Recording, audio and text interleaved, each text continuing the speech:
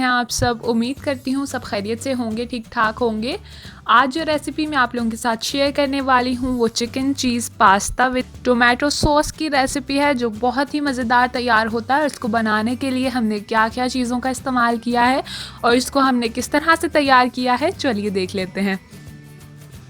Noodles बनाने के लिए सबसे पहले एक पैन में मैंने 3 to 4 टेबलस्पून ऑयल लिया है। इसको मैं मीडियम फ्लेम पर थोड़ा सा गर्म होने दूंगी। जैसे ही ऑयल थोड़ा सा गर्म हो जाए, अब मैंने इसमें 1 मीडियम साइज़ का प्याज लिया है, जिसको इस तरह से मैंने बारीक बारीक चॉप कर लिया हुआ है। इसको डाल के हमने थोड़ा सा इसमें सॉटे करना है। हमने इसे बिल्कुल ब्राउन नहीं करना, बिल्कुल इतना हमने इसको फ्राई करना है जब तक कि ये थोड़ा सा सॉफ्ट हो जाए। जैसे ही प्याज थोड़ा सा सॉफ्ट हो जाए, अब मैंने इसमें चिकन ली है। 300 ग्राम मेरे पास चिकन थी, बोनलेस, और इसको मैंने इस तरह से छोटे छोटे क्यूब्स में कट कर लिया हुआ है। वो डालकर अब हम इसके साथ थोड़ा सा इसको मिक्स करेंगे। इसके बाद मैंने यहाँ पर इसमें 1 टीस्पून गार्लिक पाउडर का ऐड किया है। मैंने गार्लिक पाउडर ऐड किया है। आपके पास अगर गार्लिक पाउडर नहीं है, आप इसमें फ्रेश गार्लिक पेस्ट भी डाल सकते हैं, जो भी आपके पास अवेलेबल हो। अब इसे डालकर हम इसके साथ फ्राई करेंगे इतनी देर के तकरीबन कलर जो है चिकन का चेंज हो जाए। और यहाँ पर आप देख सकते हैं चिकन ने अपना कलर चेंज कर लिया है। इसको थोड़ा टाइम हो गया पकते हुए। अब मैं इस पर 1 कप के करीब मटर ऐड कर रही हूँ। मटर हमने लिए हैं फ्रीज़ हुए हुए, ये पहले से ही थोड़े से बॉयल हुए होते हैं, तो हमने इस तरह ही लिए हैं। अगर आप फ्रेश ले रहे हैं तो आप इसको बहुत बेहतर है कि आप थोड़ा सा पानी लेकर इसको पहले बॉयल कर लें और फिर इसमें ऐड करें। साथ ही मैंने इसमें 2 से 3 चुटकियाँ नमक की ली हैं, ताकि इसमें थोड़ा सा जायका आ जाए। बिल्कुल अंदाजे से थोड़ा सा नमक ले लिया है और वो डालकर अब हम इसको थोड़ी सी देर पकाएंगे। और जब हम मटर डालकर थोड़ी सी देर इसको पकते हुए हो जाए, अब मैंने इसमें फ़्रेश मशरूम्स लिए हैं। मैंने इसमें मशरूम्स और मटर ही लिए हैं। सिर्फ मैं इसको 2 सब्जियों के साथ ही बना रही हूँ। अगर आप चाहते हैं तो आप इसमें कोई सी भी और सब्ज़ी डाल सकते हैं।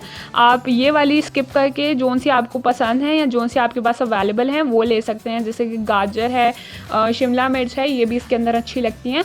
तो जो भी आपको अवेलेबल हो आप वो ले लीजिए। तो उसके साथ अब हम इसको थोड़ी सी देर पकाएंगे, ताकि जो हमने सब्जियां ली हैं वो अच्छी तरह से फ्राई हो जाएं।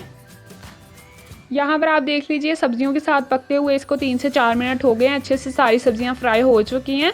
अब मैं इसमें 400 ग्राम के करीब टमाटो पेस्ट ले रही हूँ। टमाटो पेस्ट मैंने ली है, ये टमाटो केचप नहीं है। और मैंने यहाँ पर बाज़ार की ऐड की है इसमें। और अगर आपके पास बाज़ार से आपको नहीं मिलती या फिर आपने बाज़ार से नहीं लिया है, तो आप इसको घर में भी बना सकते हैं। 4 से 5 दरमियाने साइज़ के आप टमाटर ले लीजिए, उसको बॉईल करके उससे छिलका उतार लें और उसके बाद उसको मैश कर लें, यही आपकी बन जाएगी।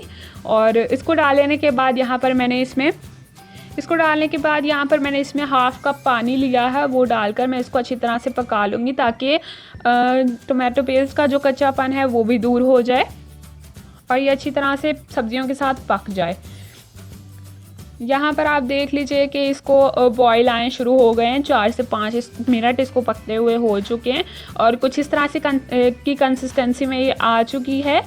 अब इसके जब ये इस तरह से हो जाए, अब मैं इसमें मसाले शामिल करूँगी, जिसमें मैंने 1.5 टीस्पून नमक लिया है। 1 टीस्पून मैंने इसमें रेड चिली पाउडर लिया है।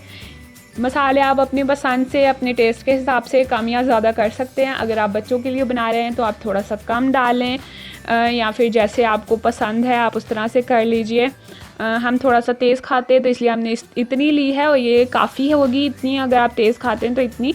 और कोई भी मसाला अब हमने इसमें और नहीं ऐड करना। इसको हमने थोड़ी सी देर के लिए पकाना है। और यहाँ पर आप देख लीजिए कि कुछ इस तरह की इसकी कंसिस्टेंसी है। इसको हमने बिल्कुल ड्राई नहीं करना, इसका मिक्सचर हमने थोड़ा सा रनी ही रखना है। और इस तरह के जब ये स्टेज पर आ जाए, इसको पकते हुए 3 से 4 मिनट हो चुके हैं मसालों के साथ, तो अब मैंने इसमें यहाँ पर फ्रेश क्रीम ऐड की है 1 कप के करीब। और इसको डालकर इसमें अच्छी तरह से मैं मिक्स कर लूँगी। इसको भी थोड़ी देर के लिए पकने देंगे, ताकि इसमें भी बॉयल आना शुरू हो जाए।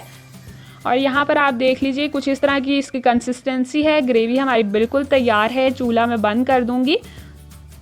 मैं इसे ओवन में बेक करूँगी। अगर आपके पास ओवन नहीं है तो आप इसको इसी स्टेज पर ही रखकर इसमें नूडल्स डालकर जो है इसको पका सकते हैं। मतलब कि इसको हल्की आंच पर रखकर आप इसमें चीज़ मेल्ट कर सकते हैं।